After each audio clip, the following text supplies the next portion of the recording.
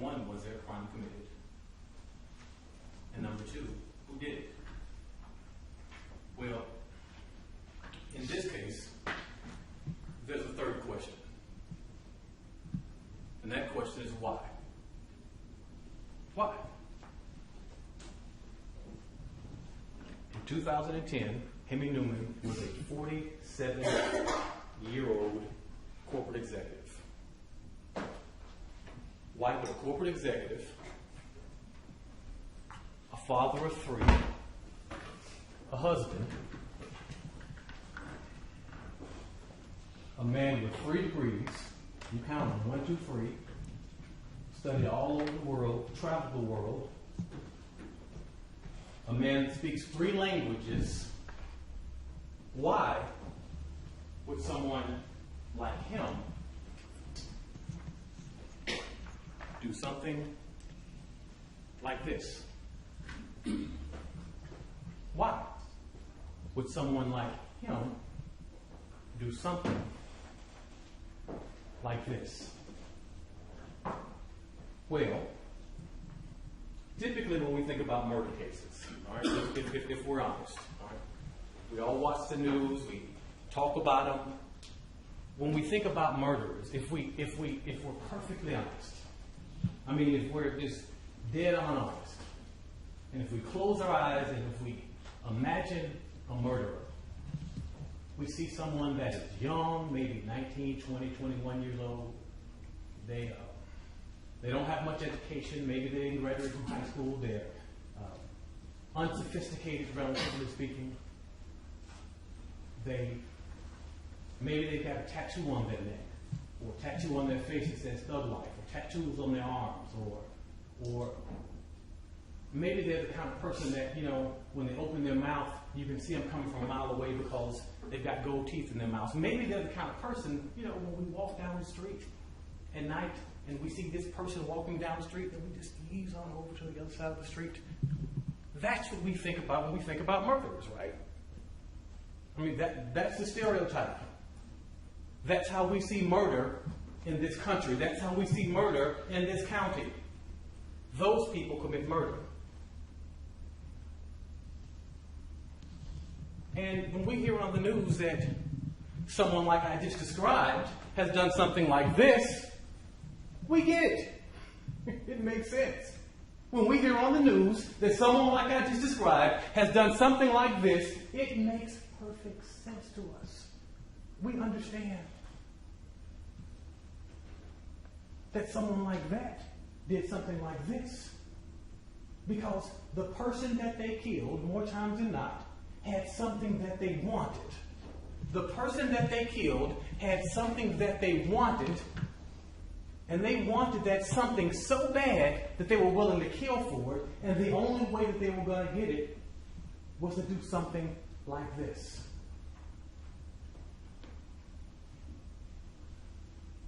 On the other hand, when someone like this does something like that, I mean, a 47-year-old corporate executive, he speaks the King's English. He speaks 3 languages, man. He's got degrees. He dresses well. He speaks well.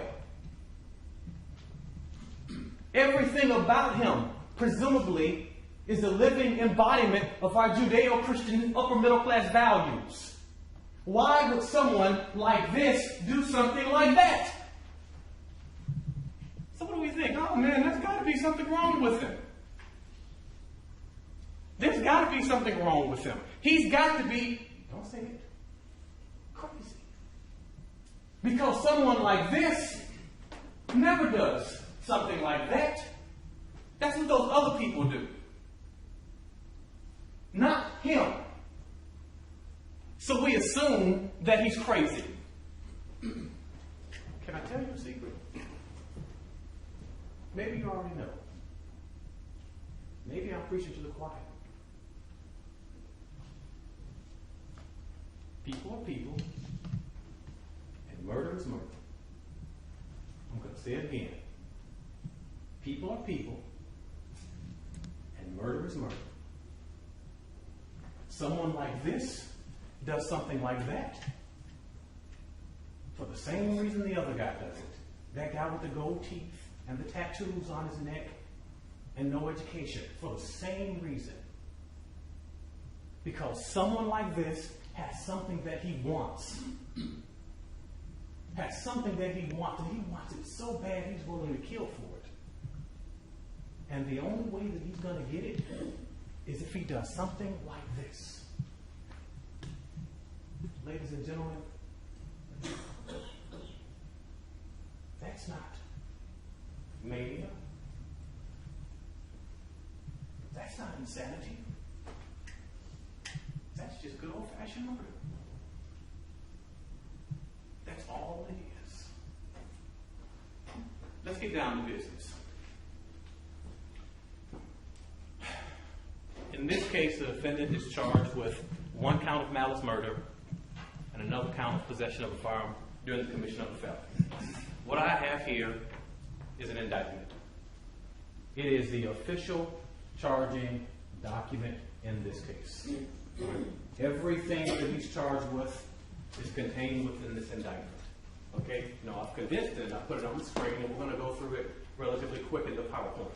The court's going to charge you that the state of Georgia, that's the DA's office, us, we have the burden of proving each and every material element of this indictment beyond a reasonable doubt. I'm not going to spend a lot of time here. Beyond a reasonable doubt. All right.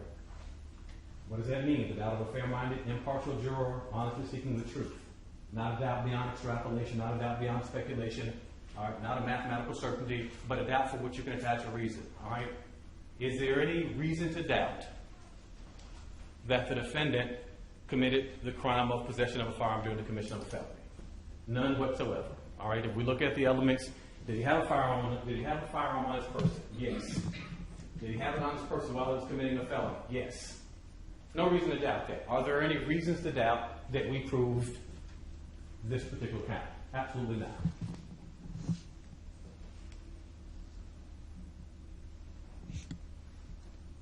Next count, murder.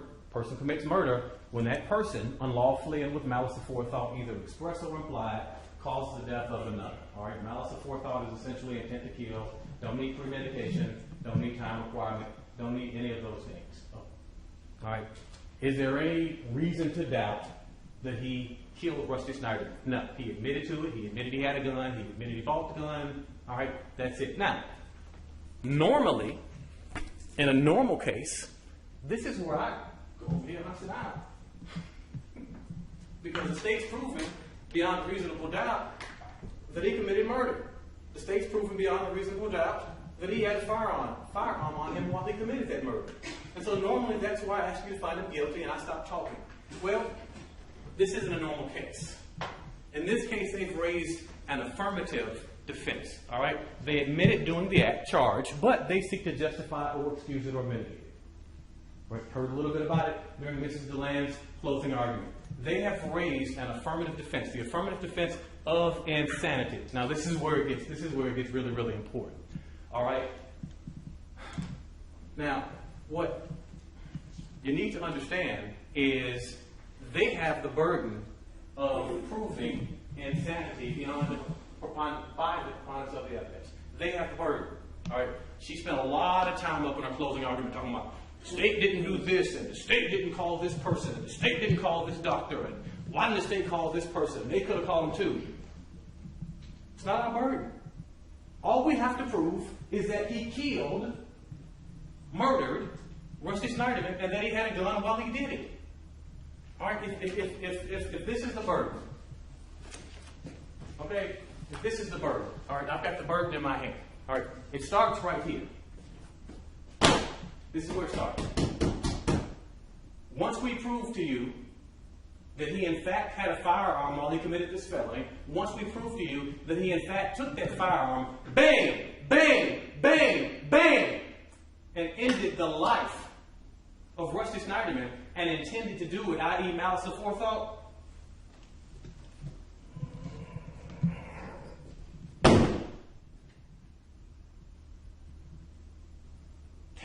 they're it. It's their job at that point to prove to you to prove to you. Not our job to disprove. It's their job to prove to you. It's their job to prove to you. It's their job to prove to you that he's insane. It's their burden. Doesn't leave this table until they present sufficient evidence to prove to you that this man is insane. Not only insane, but insane at the time that he committed the offense. And so insane that he didn't know the difference between right and wrong. Defendant is presumed to be sane. What does that mean? That means when he walks in here and sits over here at this table, he's presumed to be sane. The law doesn't presume that somebody is insane. I don't care how he dresses. I don't care how he looks. You know, I don't care how pitiful he sits over here and slumps the whole trial and looks down at the table and looks, oh, I'm sorry. I don't care. He's presumed to be as sane as the day he was born and as anybody else walking in here. So we don't assume that anybody's insane. All right? Insanity is not. This is very important. And let me tell you what it's not. Insanity is not weak-mindedness. It's not mental abnormality. It's not unlawful or antisocial conduct. So you can't go back there and say, oh, you know, Hemy, he's acting a little weird. You know, that's strange for a 47-year-old man like he's 19 to be talking about his sex life at work. So I don't know. You know, that's a little abnormal. Insanity is not mental abnormality. It's not antisocial conduct. I don't know, you know, Hemy, you know, there's some things about him that seem a little off at times. You know, he was at that meeting and he was talking, he was staring over the person talking, and he was distracted. That ain't what insanity is. All right? He may be commonly referred to as insane, crazy, bananas, but it does not mean that he is, here's the word, does not mean that he is legally insane. All right? We all grew up, and you know, people in our neighborhoods, and sometimes folks in our family who say, you know, so and so's off. You know, so and so's a little touched. You know, he's a few pancakes short of a stack. You know, he ain't the sharpest tool in the shed, the sharpest knife in the drawer. This chart says weak-mindedness, mental abnormality, unlawful or antisocial conduct does not mean that he is insane. Two types of legal insanity. Two types, all right? The doctors detail both of them. The first type is delusional compulsion. I'll talk to you briefly about that because that doesn't really apply here, but I'm going to tell you why it doesn't, just out of abundance of caution. The second type is the right from wrong test, which is really what everything revolves around in this case. Let's talk about delusional compulsion.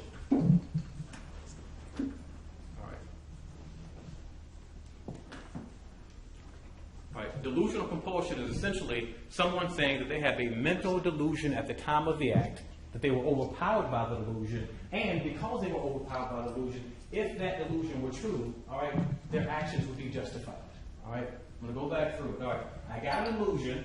That delusion overpowers me, but the ultimate test is if my delusion is true, then it will be legally justified. All right, let me see. Give you an example. I imagine that this speaker right here is Satan, all right? And I imagine that this speaker has a pitchfork and is about to stab Miss Venuto, all right? And the only way, I have a gun in my pocket, and the only way that I can protect Miss Venuto is to pull out this weapon, all right, and to shoot that speaker, all right? That will be legally justified because it's defense of others, all right? So it has to be true, but let's look at justification a little bit tighter. Okay, justification, a person is justified in using force against another when he reasonably believes that such force is necessary to defend himself or a third party, and this is where the important word comes, against another's use of imminent unlawful force, which means that it has to be happening right now. All right, not 3 months from now, not I'm going to plan it on the internet for 4 or 5 weeks, but it has to be happening right now. I've got to have this honest, fixed, and false belief that this speaker is about to stab Miss Venuto right now. I mean, it's got the pitchfork up right here. All right, it's got to happen right now. And then I pull out my weapon and bang, bang, bang. And obviously I missed the speaker and unfortunately hit Miss Venuto. Sorry. And that is what you have to have to qualify for delusional compulsion. We don't have that in this case. All right, because it took 3 months, he planned it, he plotted it, it was premeditated, there was no emergency, there was no imminency. All right, so let's go to the next one. Right from wrong test. All right, the defendant must prove, all right, that he was insane or had a mental defect, or that he was crazy, insane at the time of the crime. That's number one. Number two, and it was such that it was so bad, all right, that mental defect, that insanity, that bipolar 1 with psychosis was so bad that he did not know the difference between right and wrong. All right, so you got two things. You got number one, insanity at the time of the crime. All right, so you got to have both of them, ladies and gentlemen. You can't just have one. You got to have both of them. You got to have number one. He's insane. He's bipolar with psychosis. If you don't have that, you got nothing.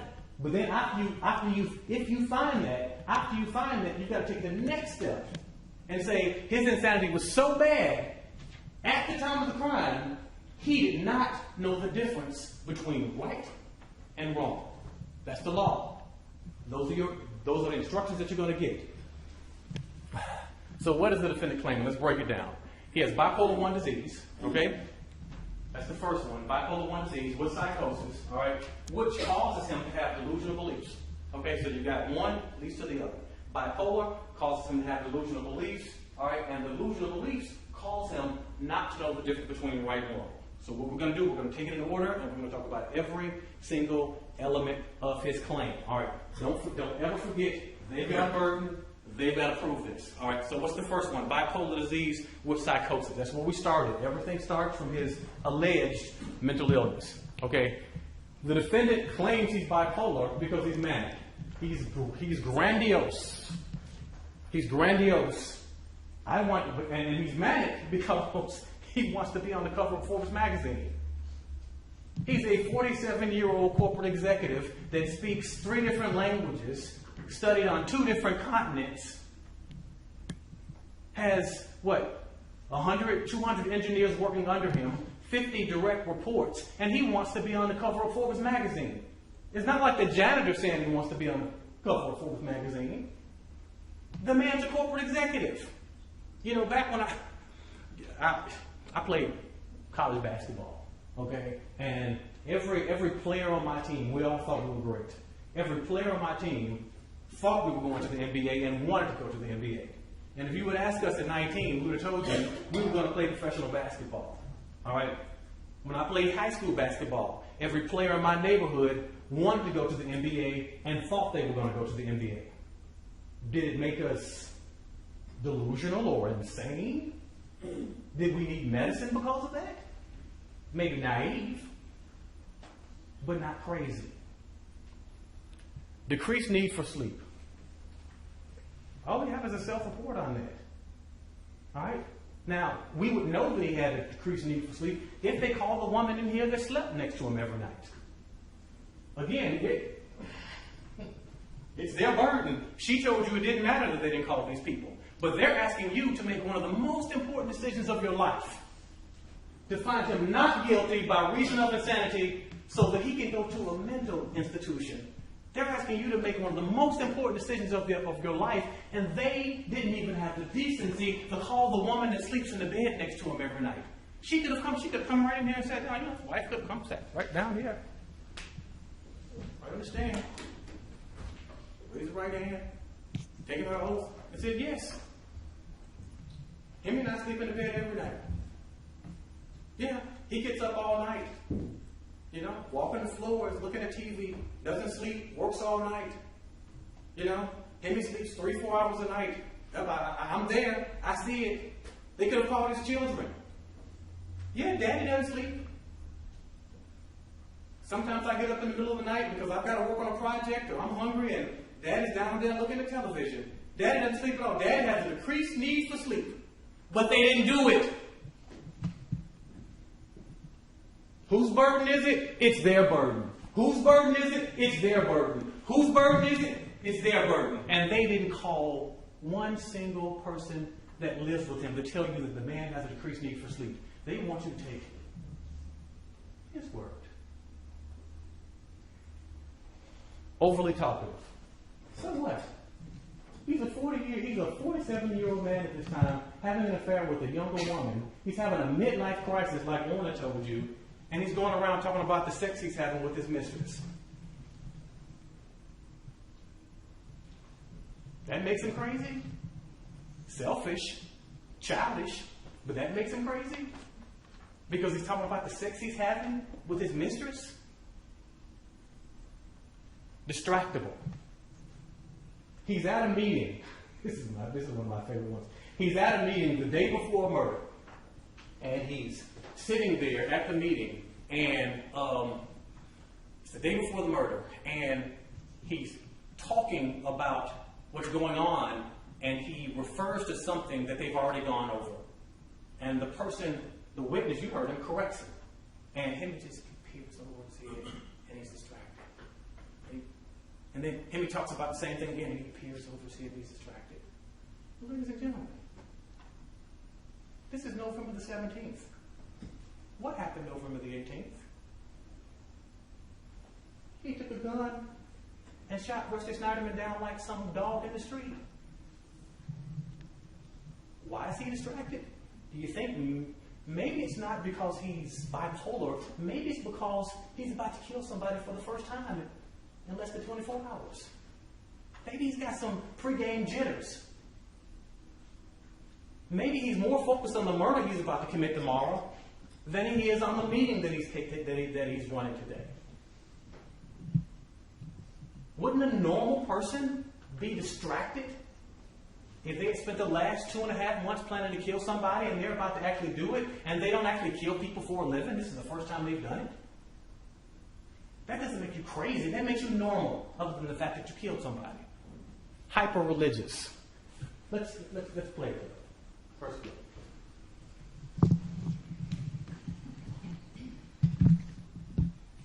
Are you going to a synagogue here? No synagogue? Really?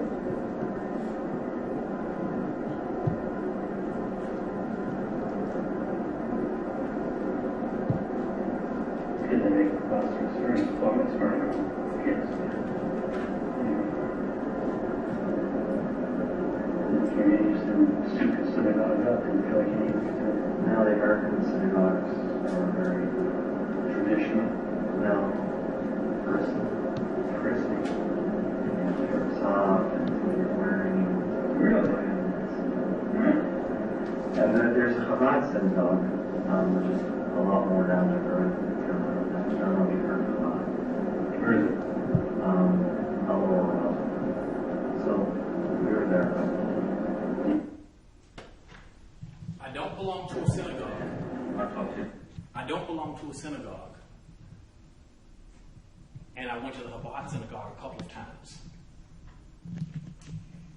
But I'm hyper-religious. But I understand the Torah. But I don't go to the synagogue. And I've only been to synagogue a couple of times.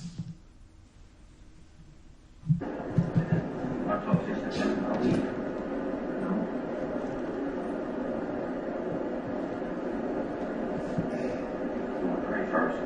Pray. You don't feel like you need anything like that? The man gets offended when the police officer asks him if he wants to pray. Now, they have the unmitigated gall, the temerity to come in here and tell you that he's bipolar because he's hyper-religious. He doesn't go to synagogue, has only been a couple of times since he's been in America, calls the synagogues prissy, and the police ask him if he wants to pray. He's like, pray. You don't think you need anything like that? No. Now, this is the same man that's supposed to understand the whole Torah. I mean, he's hyper-religious. He's fixated. He understands the whole Torah, and that proves without a doubt that he is bipolar. The only problem is that ain't what he told the police before he got arrested. All this stuff came after he got arrested. Hypersexuality. Talks about his masturbation. How do they know if he's masturbating? Are they there? Did they see him masturbate? You already know he's been locked up.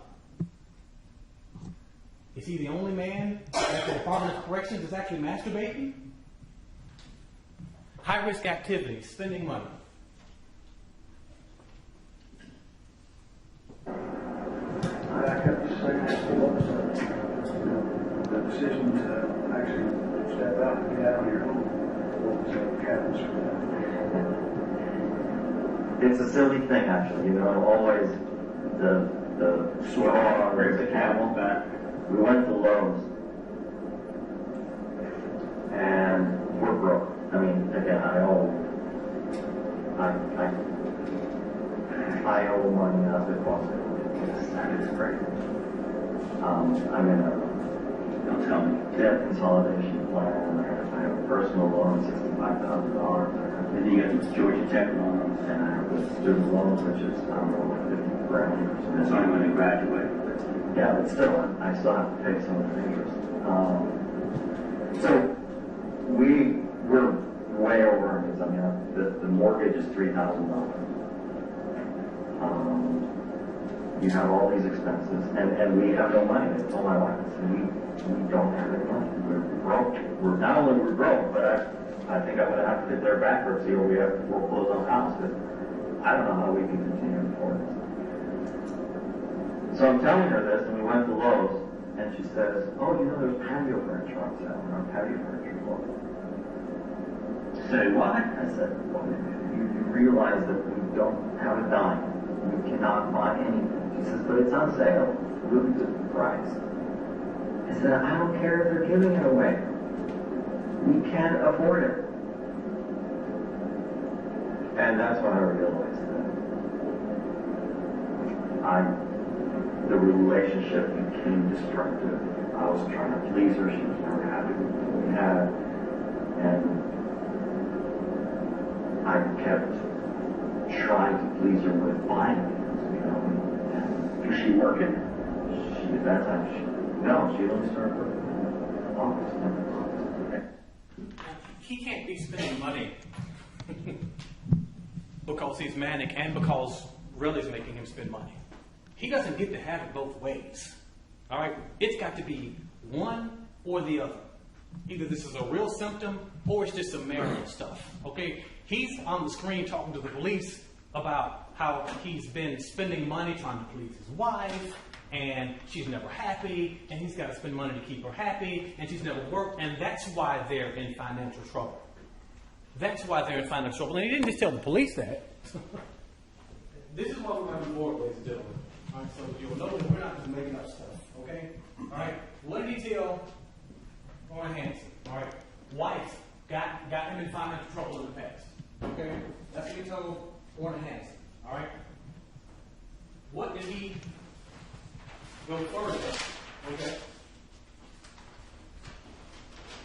And tell Mel White, all right? Kids in school, wife has no job, all right? The man's got financial problems like everybody else has financial problems. Is not financially disciplined. He's trying to please his wife. She's never happy. That doesn't make him manic. That makes him married. Stupid, perhaps. High-risk activities, no evidence of that. No evidence whatsoever. All right, let's go to depression. Thoughts of suicide.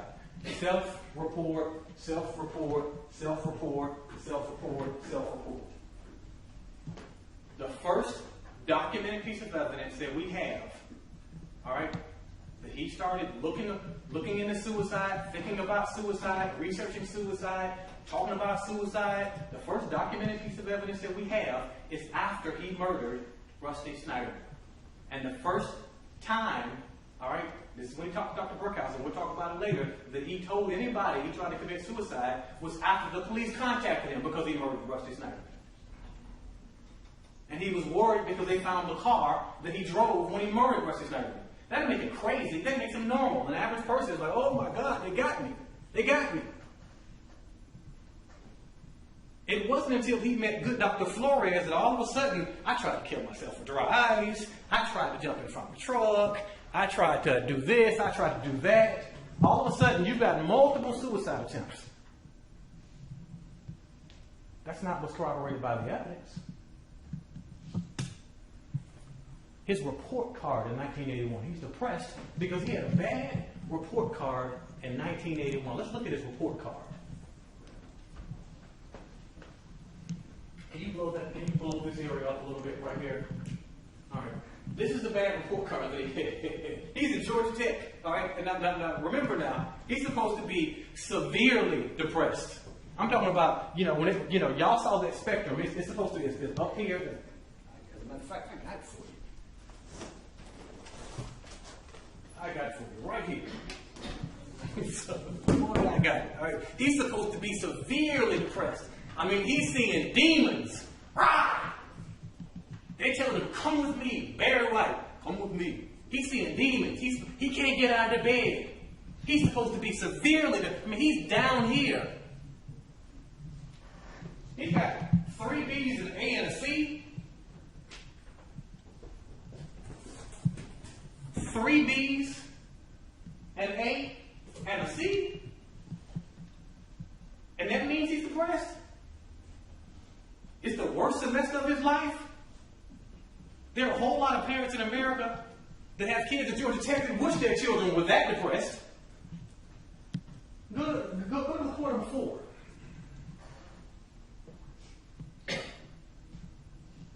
An A, a C, 2 B's, and an A. Woo! Such a big difference between the last quarter and this quarter. He must be depressed.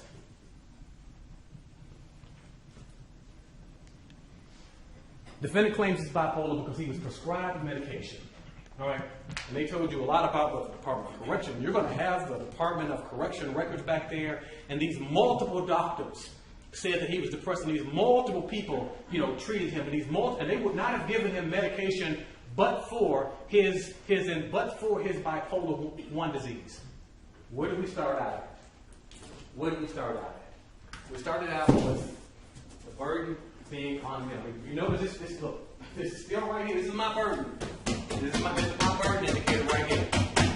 The burden is on them. All these doctors at the Department of Corrections saw him. All these doctors concluded that he was bipolar and he's got medication. Where are they?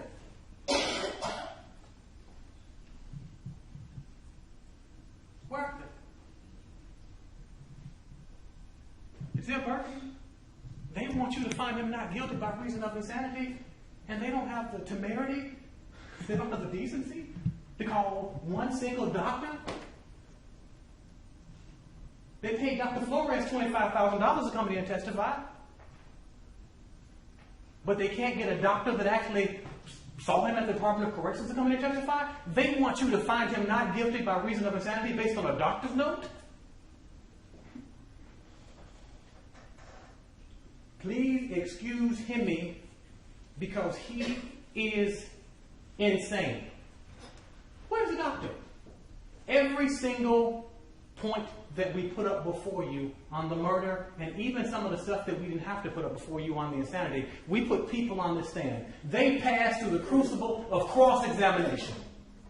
We ask questions, they ask questions. We ask questions, they ask questions. We ask questions, they ask questions. We didn't ask you to accept a single point without evidence, without proof, without testimony.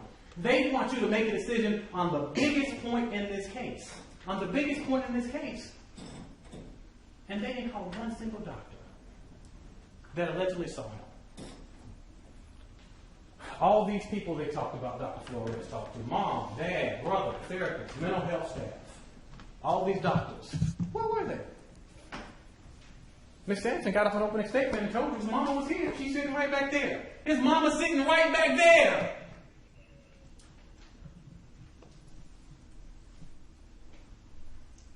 She didn't testify. They told you a whole lot about what she did and what she didn't do and what she saw and what she didn't see. She's sitting right back there. How hard is it to just, how hard is it to just walk through here? See how easy it is? You walk through here. See? Sit down right here. Raise your hand. And talk. They want you to find him not guilty by reason of insanity, but they won't even call witnesses that allegedly saw this stuff. They want the good Dr. Flores to tell you what they said. They don't want to subject these witnesses to the crucible of cross-examination so we can ask questions about what they saw, when they saw, how they saw it, and you can make a decision firsthand on whether or not it's credible. They want Dr. Flores to tell you. They're asking you to trust that he told you the truth. That's really what it comes down to. They're asking you to trust that when he self-reports, he really, really means it this time. Am I wrong? I've got 2 words, it's fine. Okay. Am I wrong about you being there? I don't see how you can place me there. I don't know how you... No, I'm asking you. Willie, there you are, there. Just show you the rest of the video towards down the road.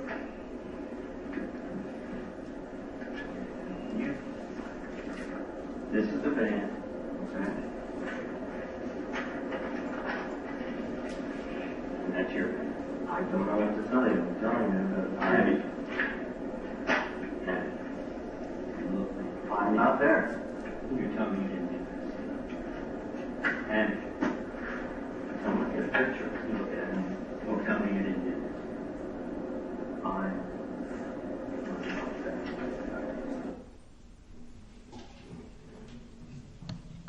They want you to believe that man, that I'm not their guy. When we all know he was there, they want you to believe that guy when he tells you that he's got all these symptoms. All right, we're going to skip the next one. The defendant is claiming, go back to the elements, the defendant is claiming, all right, that he has bipolar disease with psychosis. That's what we started this portion of our argument out of. Understanding what the law says, that the burden is right here. Ask yourself, did they present sufficient evidence to move it over here? Where was the evidence? Where's the beef? Like the little lady in the 80 said in the commercial, where's the beef? Where's the evidence? Where's the proof? Where's the proof? Where are the witnesses? And I'm not talking about the people that Dr. Flores tells you what they said. I'm talking about where are the witnesses? They didn't prove it. Delusional beliefs, that's the second portion. The defendant claims, all right, because he's bipolar, that he has delusional beliefs. And I'll add, if you decide that he's not bipolar, you can stop right there. You don't have to go down to the rest of the analysis because it all hinges on everything else. All right. He claims that he has an erotomanic delusion and a rescue delusion. And we'll talk about both of them briefly. Okay, delusion. What is a delusion? We heard that a delusion is a fixed but false belief. This is very important. It is a fixed but false belief. It is a fixed belief, meaning it's resistant to any change. It is my reality. It is as real as the floor beneath my feet and the ceiling over my head and my hand in front of my face. It is false, meaning that it absolutely cannot be true. First thing, the defendant beliefs are not fixed. Right? They have to be fixed for it to be a delusion, but they ain't fixed. The defendant denies being in love with Rusty Sneiderman. Like I told you, you're smart enough. I'd like to know how you planned it, how you did it. I'd like to know why, because I cannot figure it out.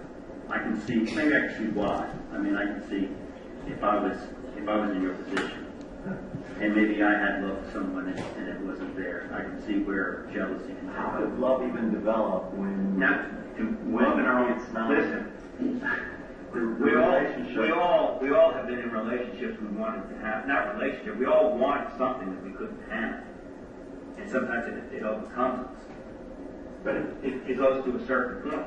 But if the boundaries are drawn several months before this, and all we have is a working relationship, a friendly relationship with me and her husband, with Rusty, then where does that all? I mean, I don't get it. I don't get it. How could love even develop?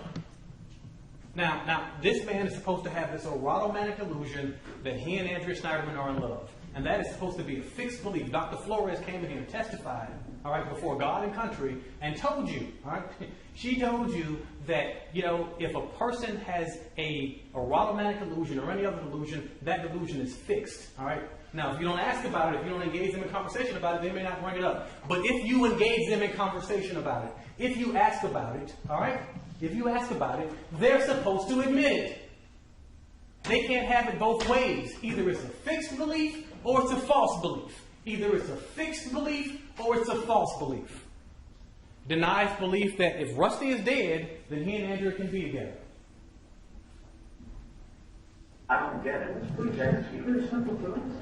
It is. Sure. If he's gone, then there's you have a chance. Come on. Really? Commit murder? I mean, are you kidding me? It's The question is, devastating. you're kidding me. No. Who do you think you're kidding us? Now, y'all were all in here with Dr. Flores testified, and Ms. Cross had her on cross-examination, okay? And she asked her, she said, isn't it true that Mr. Neuman has a delusion that if Rusty Sneiderman is out of the way, he and Andrew Sneiderman are going to be together, they're going to get married, they're going to be together. That is supposed to be his delusion. If we go back to the earlier slide, that delusion is supposed to be a fixed belief. Dr. Flores talked about, kicking the delusion, all right? Meaning that you got to ask a question specific to it, or you got to engage the person in conversation about that particular delusion. And someone that is in fact delusional, when you kick that delusion, that person is supposed to show their delusion, or is supposed to show that they have that fixed and false belief. He's asked point blank. I mean, look, is there some magic way that you're supposed to ask these questions? Abracadabra, Hemy, are you in love with Andrea? No. Major Barnes says point blank, it's clear to me, if Rusty's out of the way, then y'all can be together. He's supposed to say, yeah, that is the idea. Yes, I'm in love with her. What does he say? Commit murder? Why would I do that? Either it's a fixed belief or it's a false belief. Either it's a fixed belief or it's a false belief. Denies knowing Andrea's children. Now it gets good. And what's your relationship? I mean, be honest with your relationship with her. I mean, Sam, we're business, but, he goes beyond that, and everyone does. You sound like you had a good working relationship with your people, so you went over to her house, you socialized, you met her husband, you know the kids. I'm sure those are little things. Oh my God, Hemy the deadbeat delusional dad. I don't know the kids. I don't know the kids. Now this man has this delusion, this fixed belief. It's as real as the floor is beneath my feet and the ceiling above my head. These are his children. Doesn't it sound like a deadbeat? You know those kids. My kids.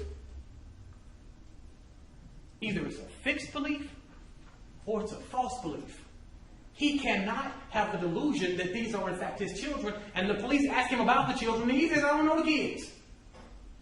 Distinguishes between Andrea's children and his children. It's, you develop a relationship over time. You communicate, you talk, she talks about her children, and I talk about my children, and, what they're going through and what we're going through.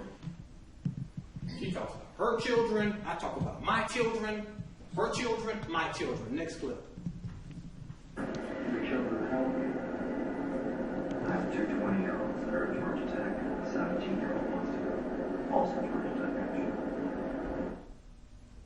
Now he's mentioning his children, and he only mentions 3. But he's supposed to have 5 children. You can't have both 3 and 5 children. Either it's a fixed belief or it's a false belief. Either it's a fixed belief or it's a false belief. If it's a fixed belief, he's delusional. If it's a false belief, he's lying. Desire versus reality. This is the other portion of this foolishness. All right. He's erotomanic. All right. But they're emailing one another. Let's put the email up. They're emailing one another. And remember, before I go into this email, all right, for it to be an erotomanic delusion, you have to be wrong about being in a mutual relationship. It's like if I believe the FBI is following me, all right, and they're not following me, then perhaps I'm delusional if I have no basis for that. If I believe the FBI is following me, all right, and this is in fact an agent right here, then I'm not delusional, I'm correct. Let's put up the email. Can we blow up the desire versus reality portion? All right, guys. Andrew Sneiderman, all right, so we're talking about her feelings now. Because we need to know if it was reciprocated. All right? Honest is good. And maybe I'm not being honest enough. Not sure, but I do not want it to ruin the trip overall. And you know that desire versus reality, as you know, is a world I am trying to ignore because I have to. So sorry. Let's talk about desire versus reality. Now, this is September the 14th. They're already fooling around. When she talks about desire versus reality, she talks about the reality of her husband and her 3 children versus the desire, of being with Hemy Neuman. Desire versus reality is a world I have to balance. So if her desire is to be with him, and she's struggling with that against her reality of being at home with her husband and children, then he's not wrong when he says if Rusty Sneiderman's gone, he believes they're going to be together. This isn't a delusion. This is an affair. Rescue delusion. What rescue delusion? What rescue delusion? Dr. Flores came in here and told you, she said, it's in the DSM. It's in the DSM. The Bible. This is the Bible of psychology and psychiatry. Ms. Cross handed it to the DSM. She couldn't find it. It's not in there. What rescue delusion? Defendant claims he's not malingering. This is where it gets good. Reporting symptoms that do not make sense. That's one we tell people are malingering. Number 2, there's a malingering test, which we'll talk about, and contradicting information or the story doesn't make sense. Okay. Reporting symptoms that do not exist. I'll go through this relatively quickly because you've heard a lot about it. The size of the delusions. He said the delusions were huge. The doctor said that it makes sense to him based on what he had seen. Tactile hallucinations. The doctor told you that all the studies show that the person has tactile hallucinations, meaning they can actually feel, all right, the hallucination touching them. Then that means that they have brain damage, but he's never seen that, and it doesn't show up. It's atypical. It doesn't show up in people who are actually bipolar. It shows up in people who have brain damage, okay? And again, I'm not going to get deep into that, but I'll talk about these hallucinations a little bit in a minute. All right, malingering test. Look, the doctor told you, Dr. Hugh told you that the test is not foolproof. And even to say it's not foolproof, he told you that he's seen people beat and cheat the test before. All right?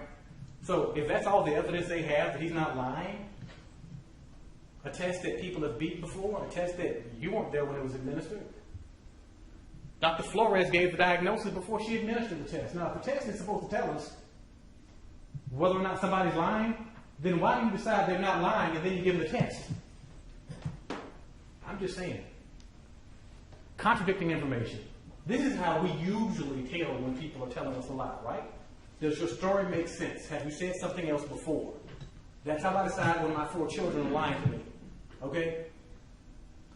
Touched by the angel versus the angel did not touch. Now think about this. Think about this. All right? If I go over here and I embrace Miss Venuto, I just met her twice. Second time I go over, because he said he was engulfed by it. I wrap my arms around Miss Venuto. She punches me and sues me. All right? It will be something that she will never forget. Next year, the year after that, 3 years later, 4 years, 5 years later, she's not going to think that her and I just had a conversation. Because I engulfed her. I wrapped my arms around her. She's going to remember that, and she won't be confused if we just chatted. Others present at the dinner, when the hallucination allegedly first came, others were present versus the defendant was alone during the first angel hallucination. All right? You can't have it both ways. All right? Either your wife and everybody else was present when you had the hallucination, all right, or they weren't. And if they were present, like he said the first time, then why did they come in and say he was acting strange at the dinner? Burden's on them. Angel as tall as a ceiling versus the angel being normal size. And, they won't tell you, well, Mr. Neuman is a short guy. And, he's, he could be confused about it because he could see the angel just standing over him. No. He said the angel was normal size. I am 6'1", 6'2", about 200 pounds. Slightly above normal or average size for a man. He said the angel was as tall as the ceiling.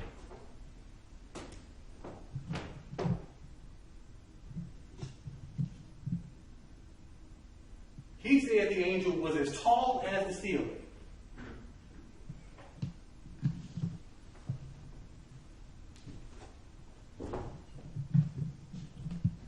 The only thing So the first angel looked like me, and the next one looked like Shaq. And he's confused by it. Seriously? The angel told him to kill Rusty Sneiderman versus the angel told him to protect the children. You know the only thing crazier than seeing an 8-foot angel? Only thing crazier than seeing an 8-foot angel is forgetting that the 8-foot angel told you to kill somebody.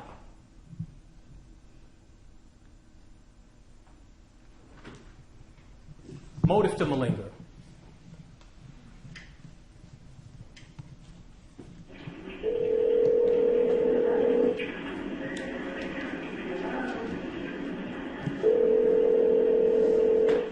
Well, sir, this is DeKalb County. The police and the ambulance are on their way to Dunwoody Prep.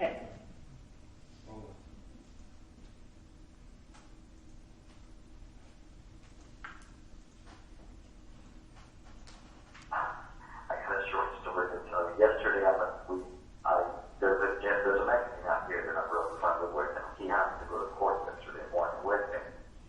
So they put us together, and we go in the bus. Now, they keep us separate from everybody else, right?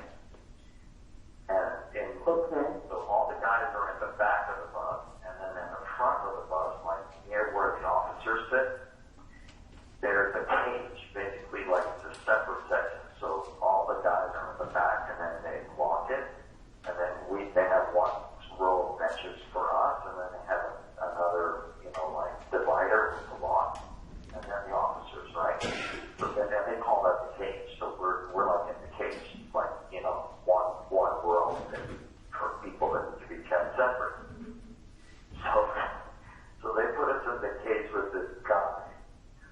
Well, he doesn't have a normal uniform. He has a paper uniform. A paper?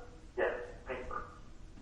Okay. It's like a paper kind of thing that will just tear apart if you try to do anything with it. And the reason why they have paper uniforms is for people that try to commit suicide, so they don't try to choke themselves with their uniforms, or they might stuff their uniforms into the toilet to try to, overflow it, flood the storms, things like that, right? So paper uniform. When we were standing together getting ready to go on the bus, let me put it this way, we could smell him as he was coming from 15 feet away, because he probably hasn't taken a shower in a month. Oh, wow. His hair was all over the place. It was a black guy. His hair was all over the place. And then he started talking crazy things to us on the bus. So the Mexican guy said, he started to say as we're driving towards the court, I said, I'm getting a headache because the smell was really bad. And this guy's talking, he's talking to me, because that doesn't really understand so much English, but he's talking to me and he's telling me about margaritas and all sorts of, he just started going off the wall. So at one point, I turned to him and I say, and Spanish I tell him, I say, think about this. If I win my case, Lord willing, he's the kind of guy I'm going to be with.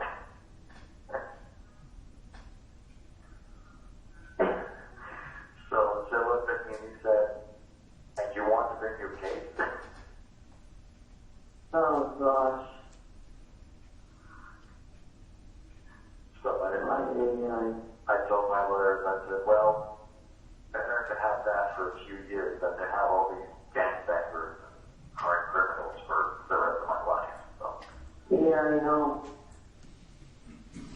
Why would he malinger?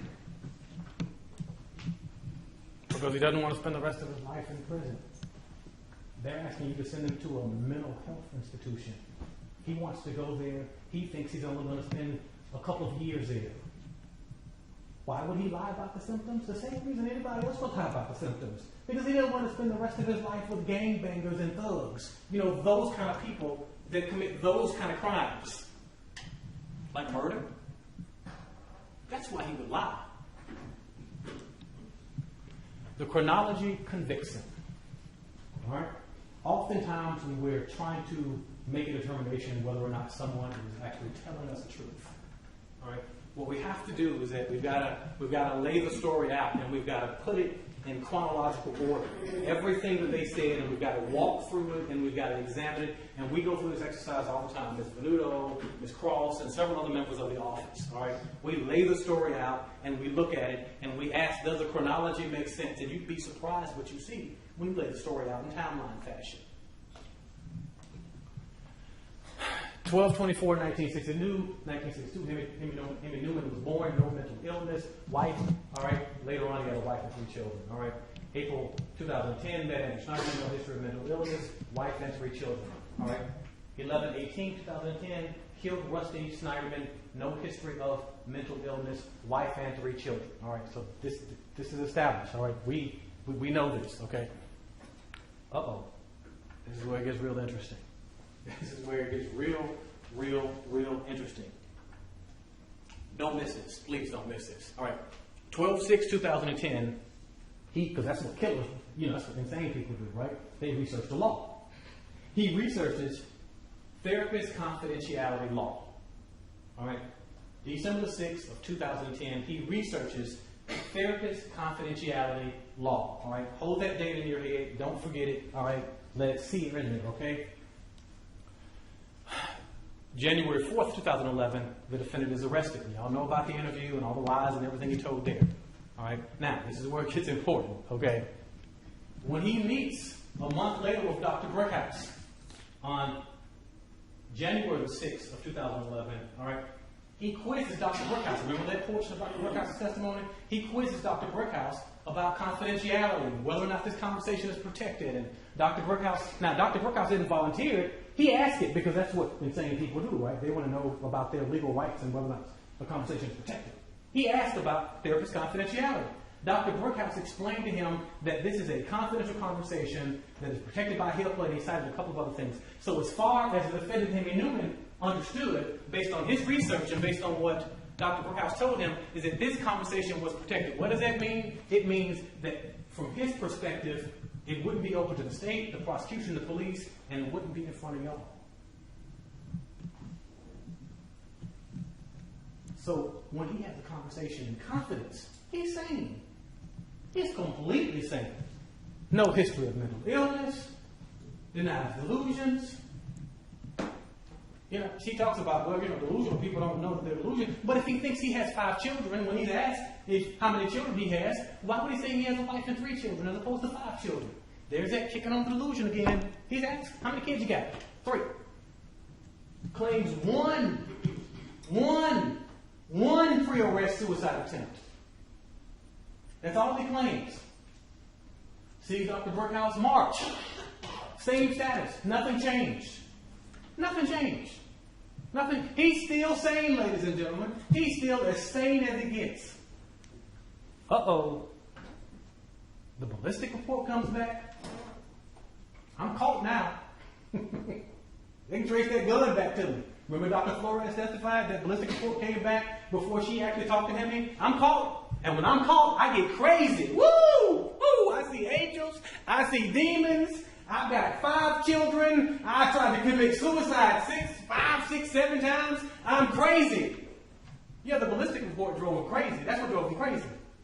And more importantly, if you delve into the details, this is why we do this.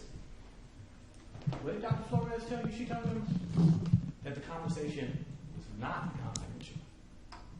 What does that mean? She came to talk to him specifically for the purpose of talking to you.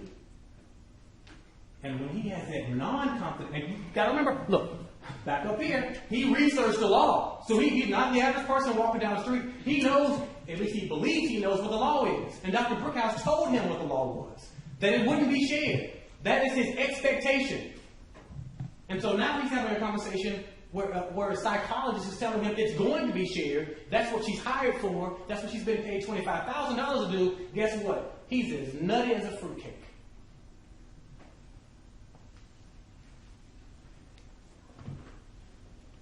October 13th, 2011. Dr. Brickhouse comes back. You know the guy where the conversation is confidential? The guy where he reasonably believes, based on his legal research and based on what Dr. Brickhouse has told him, that the information is not going to be before you all? What happens? No conversation. conversation about 5 children. No conversation about angels and demons. All right? All he talks about is, I thought about hurting myself. Didn't say he tried to hurt himself. I thought about hurting myself. And this is right after, mind you, in September, where he's talked to Dr. Flores. November, talks to another person, Dr. Crawford. She's a forensic psychologist. That evidence is coming before you all. He's as nutty as a fruitcake. 5 children, demon and an angel, multiple pre-arrest suicide attempts. January 13th, 2012, he goes back to Dr. Brookhouse. No delusions, no depression, no additional children, 1 pre-arrest suicide attempt. He goes into observation for a month. He's seen by Dr. Brookhouse. He's seen by Dr. Brookhouse's staff for a month. And what happens at the end of that month? He's sent back to general population. The chronology could fix it. If you want to break this story down, you got to take all the evidence, take all the elements, and put it in its proper order. But we got another timeline. And this one is really going to get you. August 19th, 2010, the angel commands Hemy to kill Rusty to protect the children. Remember that? August 19th. The date is important. All right, so I'm going to go prove to you that that's the actual date. August 19th, protect. August 19th, protect. All right, that's why we put stuff on the board so you won't think we're making it up. All right, August 19th, protect. So that's the day that everything starts in terms of, you know, and it was what they told you, what Miss Sampson told you in opening statement. That's the day that set everything in motion. That's the day that 8-foot angel came and told him that he's got to protect these children, and he got busy. That's what she told you. She came out here and told you. He got busy and set things in motion right then. Let's see what else he did on August 19th. Let's see what else he did on August 19th. You're going to have all these stipulations back here with you. All right? It's going to have the emails that were presented before you. It's going to have the emails that weren't. All right? This particular email, that we can pull it up, is stipulation 3001. It's very, very, very important. Okay? It's very, very, very important. This particular email is stipulation 3001. Okay? So when you go back there, you can pull it up, you can look at it, you can examine it. It's in the stipulation book at the bottom of the page, right over the page number, and these little packets, you can see it. The stipulation 3001. Okay? All right? And this particular email, and I'm going to read it to you in a second. All right? It's in the evening time, right after, the same day, right after he had been commanded to go kill Rusty Sneiderman. Guess what he does? He sends Rusty Sneiderman a thank you email and his resume. If you don't believe me, let's read the email. August 19th, 2010, from Hemy Neuman to August Sneiderman at bellsouth.net. That is Rusty Sneiderman's email address. It is 9:58 p.m. All right. Remember, he had this delusion that the angel told him to kill Rusty. He's headed around I-285, okay? All right, where he has this delusion that he's got to kill Rusty. He gets home, and this is what he does when he gets home at 9:58. Thanks again. This is him. Thanks again for meeting today. Your time and great advice. If you need any help with the Motorola deal, please don't hesitate to let me know. I've also asked a friend about potential opportunities for you, and there may be a lead. I'll let you know when I know more. A text is an updated resume. I hope to hear from you soon on the next steps. The angel just told him to kill the man.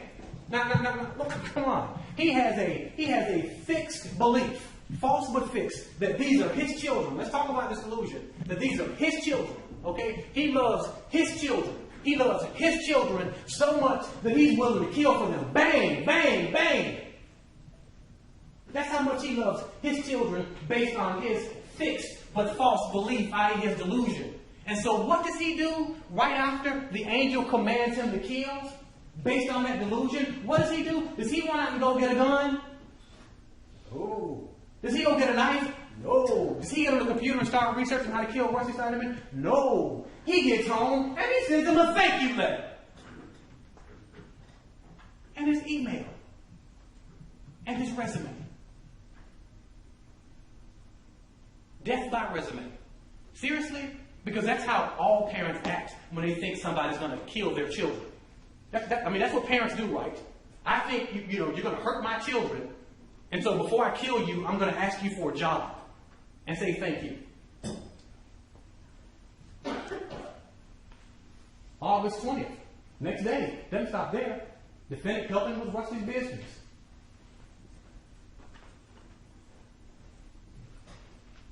Next email.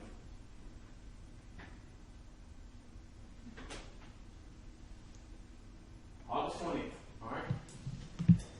Rusty Sneiderman is sending this on behalf of Hemy. Alright? How's the new job going? And then he goes down further and says, my friend Hemy is currently an executive at GE. And then you look at the bottom, it says, a copy of his resume is attached. So Rusty is actually sending the resume that Hemy sent him the day before and sending it to a friend to help him. Next email.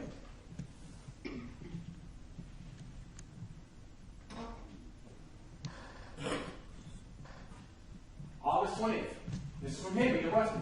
Just left you a voicemail a few minutes ago. My friend has some prospects that he thinks you would be very, very interested in. He asked that you not make any commitments until you guys meet sometime next week. So the angel just told him to kill this man the day before. Now he's calling people on his behalf to promote his business. I mean, you can't make this stuff up. This is the evidence. He's calling people on his behalf to promote his business. And he's calling Rusty saying, hey, I just helped you out. But he's delusional.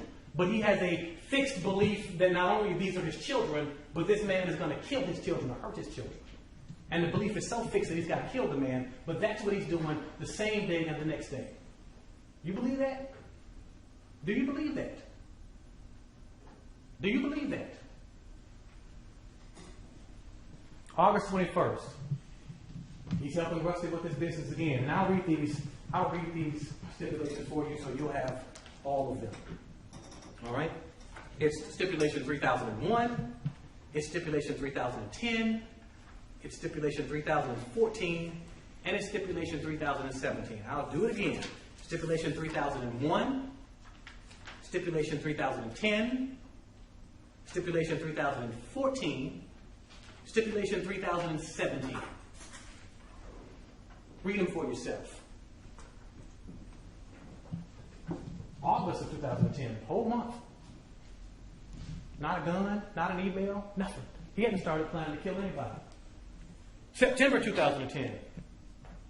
Examine the evidence when you get back there. It's like she asked you to. Whole month. Now the angel told him to kill on August 19th, right? All of September passes, and Hemy ain't researched nothing or done anything. Oh, but October the 22nd of 2010. Oh, Andrea Sneiderman says, I'm done. Can we pull that up? This is a defense exhibit, actually.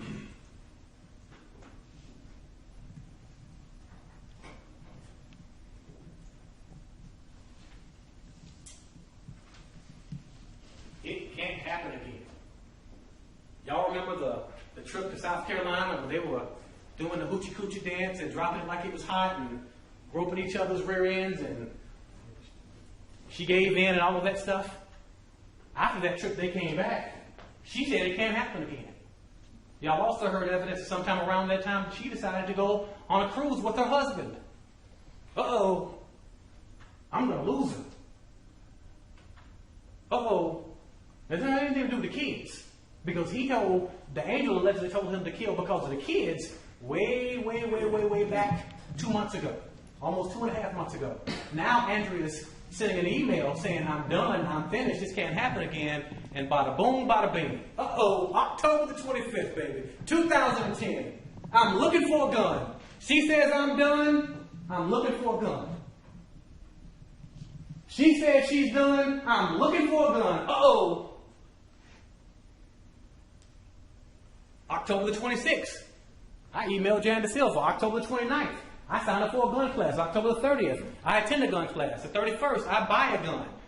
1st, practice with the gun. 13th to the 16th, I'm looking for a costume. 17th, I rent a vehicle. And the 18th, I murder him. When did all of this start? When she said, I'm done. Because Rusty had something that he wanted. And the only way that he was going to get that something was to kill the man that had it. Had nothing to do with children, had nothing to do with delusions. When she said, I'm done, he wouldn't got to do it. That's what the evidence shows. And it goes a step further. December of 2010. All right, Mr. James, we're going to pause there, and we're ready to pick up. Ladies and gentlemen, we've been going for over an hour. I'm going to give you a break at this point in time. Mr. James still has approximately 45 minutes remaining, and he will be able to use that on the other side of his break. You're an intelligent jury, and you're going to be able to remember what all the lawyers have said, not only today, but also all the evidence that has been presented during the course of the proceeding. You guys have some minutes. Yes, sir. All right, ladies and gentlemen, what consists of Deputy Moore, he's going to give you your communication devices in a moment. But when I give you this break to not discuss the case, I'll allow anyone to discuss the case with you. Mr. James is still doing his closing arguments, and after those are done, I will tell you the law that applies to this particular case. And then at that point, not until that point, then you will be able to start discussing the case once all the evidence is closed, and I'll give you the law to start your preparation to get started again. If you do decide to have a meal here in downtown Decatur, do not sit next to anyone who may be discussing the case. Allow anyone to discuss the case with you. If you sit next to someone in a restaurant or in any other business or any other place that they're discussing the case, either A, move away from them, or B, tell them to move away from you. Once I release you during this break, do not remain upon the fifth floor, because I don't want you to interact with anyone you should not interact with or observe anything you should not observe. Do not read or look at any media coverage pertaining to this case. Do not go upon the internet and do any research about this case. Do not blog or write about this case while it's ongoing. Do not go to any location that may or may not have been made reference to during the course of the trial. All the evidence is closed at this point in time. All the evidence came to you in the form of sworn testimony from his witness stand and or any physical evidence that was introduced during the course of the trial and or any stipulations that were introduced during the course of the trial. Now, for the afternoon session, you're more than welcome to bring something to snack and eat with you for the afternoon session. I anticipate, as I indicated, Mr. James has approximately 45 minutes remaining. Once he concludes, and I will tell you the law that applies to this particular case, and you actually start your deliberation this afternoon. And the only reason I mention that as strongly as I do, because this is your opportunity. In a moment, Deputy Moore is going to give you your communication device. You can text, call anyone at this point, but you won't be able to use your communication devices once you start that process. So the point I'm making is, any communication you want to make that. Call anybody you want to call, talk to anybody you want to talk to, because when you come back after this break, you won't be calling or texting anytime soon. Let's put it that way.